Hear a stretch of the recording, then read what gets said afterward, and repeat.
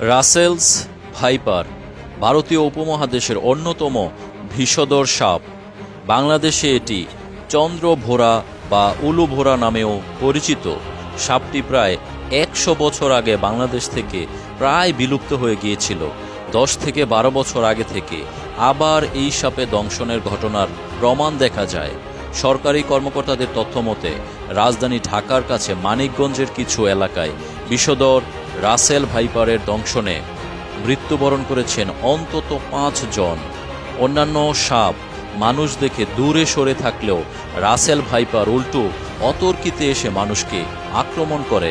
সাধারণত দিনের বেলা এই সাপ বেশি সক্রিয় আচরণ করে। রাসেল ভাইপার ঘন জঙ্গল এড়িয়ে চলে এবং ঘাসে ভর্তি খোলা মাঠে ঝোপঝাড়ে আস্তানা গাড়ে। একজন মানুষের মৃত্যুর জন্য রাসেল ভাইপারের ৪০ গ্রাম বেশি যথেষ্ট। তবে রাসেল ভাইপার প্রতিটি কামড়ে ২৫০ থেকে ২৬০ গ্রাম পর্যন্ত বিষ ছাড়তে পারে। এটি সেকেন্ডের ১৬ ভাগের ১ ভাগ সময়ের মধ্যে কামড় বসাতে সক্ষম। এই সাপের উদ্ভব নতুনভাবে বাংলাদেশে হলো কিভাবে?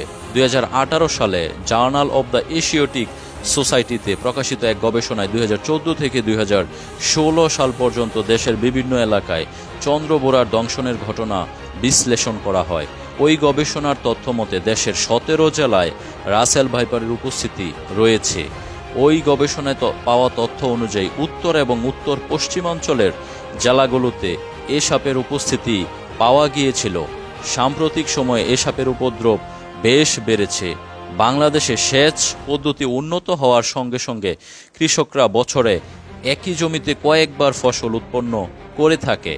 সারা বছর জমিতে পর্যাপ্ত ফসল থাকায় ইঁদুরের সংখ্যা বেড়ে যায়, যা এ সাপের প্রধান খাবার।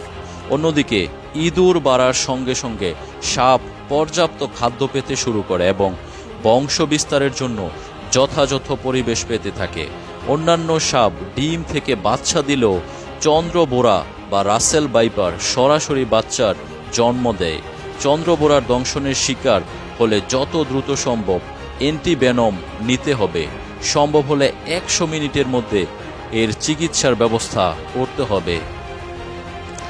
এর চিকিৎসায় এখনও ব্যবহার করা হয় ভারতীয় অ্যান্টিভেনম। তবে দেশীয় রাসেলস ভাইপারের বিষ থেকে তৈরি অ্যান্টিভেনমই প্রকৃত সমাধান আছে বলে মনে করা হয়। চট্টগ্রাম মেডিকেল কলেজে এটি তৈরির কাজ চলছে। তাই এ সাপের দংশন থেকে বাঁচতে আমাদের বিশেষ সতর্কতা অবলম্বন করতে হবে।